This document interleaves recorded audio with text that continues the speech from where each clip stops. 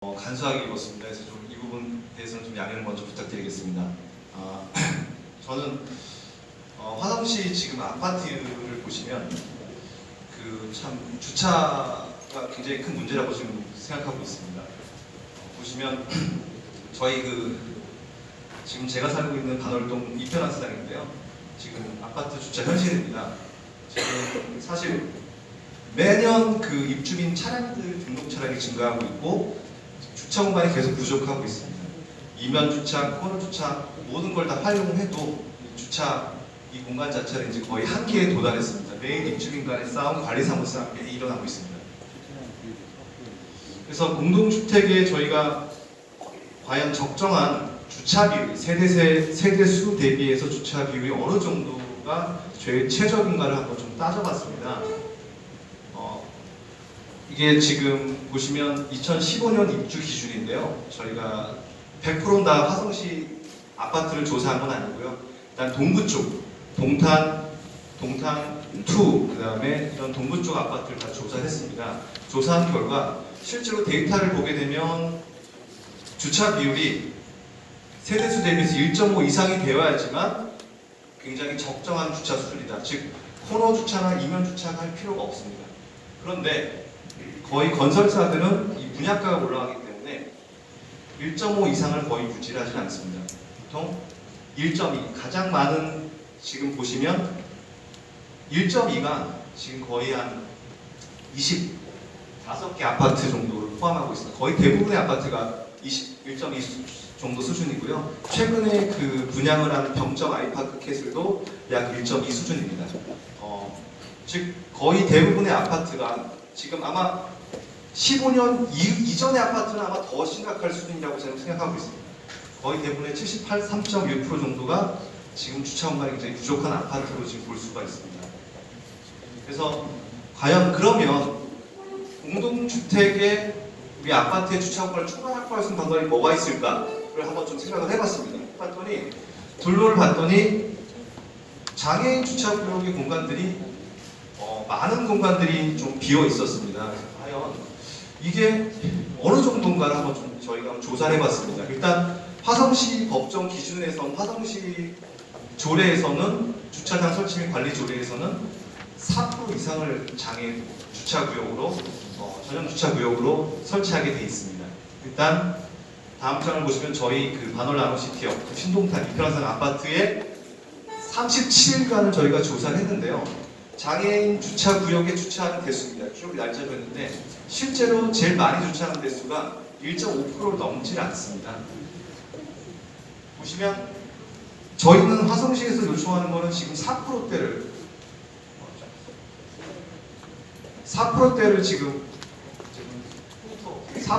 지금 하고 있는데 실제로 저희가 조사한 결과는 1.5%를 넘지는 않습니다. 장애인 주차구역이 그만큼 나머지 2.5% 항상 비어있다는 겁니다. 이 주차 대수가 어느 정도냐면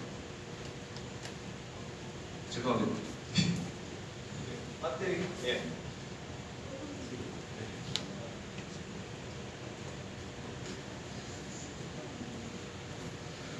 지금 법적 최소 기준이 2%인데요. 저희가 2%만 적용을 해도 약 34대를 저희가 쓸 수가 있습니다. 추가적으로요.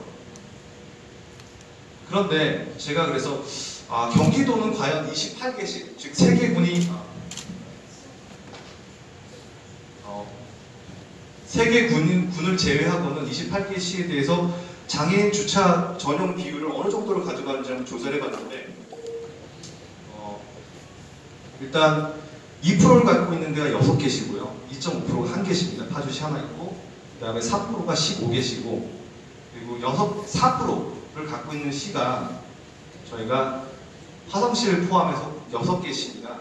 그런데 이 자체가 4% 자체가 굉장히 많다 이렇게 얘기할 수 있지만 어떻게 보면 이 사회적 약자를 배려하는 입장에서 이건 사실 이 수치는 제가 보기에는 어떤 논쟁을 할 수 있는 수치는 아니라고 생각을 합니다. 즉 4%는 우리 화성시를 위해서는 반드시 가져가야 한다고 생각합니다. 그러면 어떤 논리로 한번 그러면 주차구역을 만들어 볼까 하고 제가 다른 논리를 한번 좀 찾아봤습니다. 그래서 먼저 관련 법령을 조사를 해봤는데요. 관련 법령이 중에서 주차장법 시행령이 제일 상위 법령입니다. 주차권 시행령이 상위 법령이고 그 아래에 장애인, 노인, 임산부 등의 편의 증진 보장에 관한 법률 시행령이 또 있고 거기에 따라서 화성시 주차장 관리 설치 및 관리 조례가 만들어졌습니다. 그래서 다음 장을 보시면 먼저 주차장법 시행령 제 상위법 제6조 1항인데요. 이 법을 보시면 죄송한데 포인터가 어디 죄송합니다. 네, 보시면 2004년부터 2%에서 장애인, 노인, 임산부 등을 위해서 장애인 전용 주차 구역을 2에서 4%를 장애인 주차 수요를 감안하여 지방자치 조례로 설정하게 지정이 돼 있었습니다. 그리고 그 아래 하위법을 또 보게 되면요, 관련 법을 장애인, 노인, 임산부 등의 편의 증진 보장에 관한 법정을 보게 되면 재미난 부분이 있는데 법률 제정은 98년도에 되어 있지만 2004년 7월 1일 날 이 조례 제정이 공동주택에 대한 조례 제정이 추가가 됐습니다. 뭐냐면 공동주택에 대한 장애인 전용 주차구역을 설치하게 되어 있는데 첫 번째, 아파트 주차장 법령이 정하는 비율에 따라 선정하게 된다. 두 번째가 되게 중요한 부분인데요.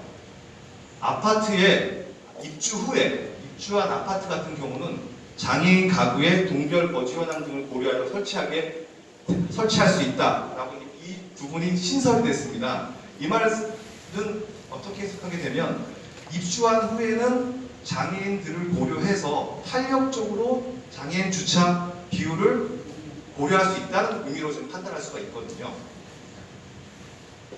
그리고 이 법들에 의해서 만들어진 화성시 주차장 설치 및 관리 조례를 보게 되면 조례에서는 보시면 죄송합니다. 조례에서는 2005년도하고 크게 두 가지를 볼 수 있는데요. 2005년도에 부설 주차장 주차 대수의 4% 이상을 설정하게 돼서 조례를 정해졌고 15년도에 여기 부설 주차장 주차 대수가 아닌 당의 시설물의 법정 기준 부설 주차장 주차 대수로 이 부분이 변경이 됐습니다. 4%는 그대로 유지한 상태에서요. 이게 굉장히 큰 중요한 의미를 갖고 있는데 다음 장을 보시면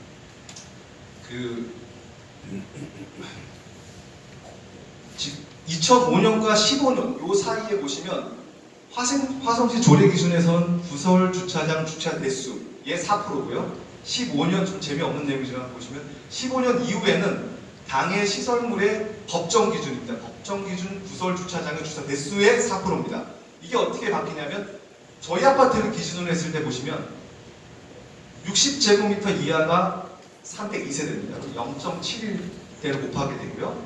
85 이하가 한 대입니다. 그러면 이게 1085세대입니다.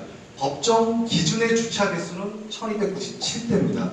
그런데 실제 주차 대수는 입주민들을 고려해서 1703대를 배정을 한 겁니다. 그러면 저희 아파트가 2015년 7월 24일 날에 공사 승인 허가가 떨어졌습니다. 그때 저희는 1703대, 즉 이 법을 적용하지 못하고 1703대에 대해서 4%를 적용해서 68대가 되는데 15년 이후의 아파트는 법적 기준으로 하게 되면 51대만 장애인 주차구역을 설치하면 되는 겁니다. 즉 17대가 15년 이후의 법을 이용해서는 저희가 더 확보할 수가 있다는 겁니다.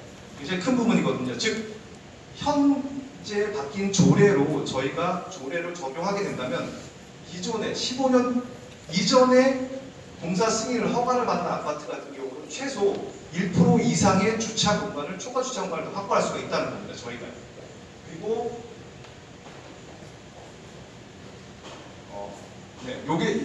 이 부분을 통해서 저희가 추가 주차를 또 할 수 있고 아까 말씀드린 탄력적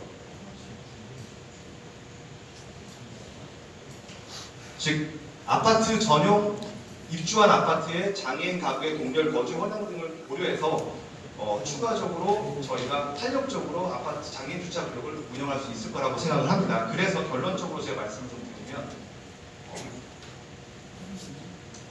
일단 화성시의 장애인 주차구역은 기존의 4%를 그대로 유지했으면 좋겠습니다. 이 부분은 정말 이 4%라는 자체는 화성시를 아름다운 그 사회적 약자를 배려할 수 있는 그런 시로 만들 수 있는 좋은 수치라고 생각을 하고 있고요.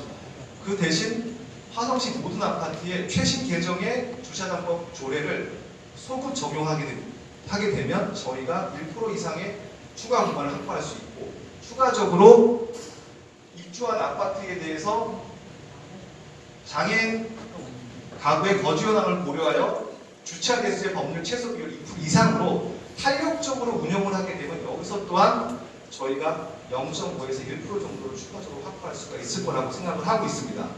그래서 저희는 이 새롭게 선정한 주차구역 이후에 남은 주차구역을 가지고 화성시에는 이런 법이 있습니다. 보시면 나중에 말씀드리겠지만 어르신을 배려하는 법이 주차 조례가 있습니다. 그래서 어르신, 임산부, 환자 등을 위한 주차구역을 배정했으면 좋겠고요.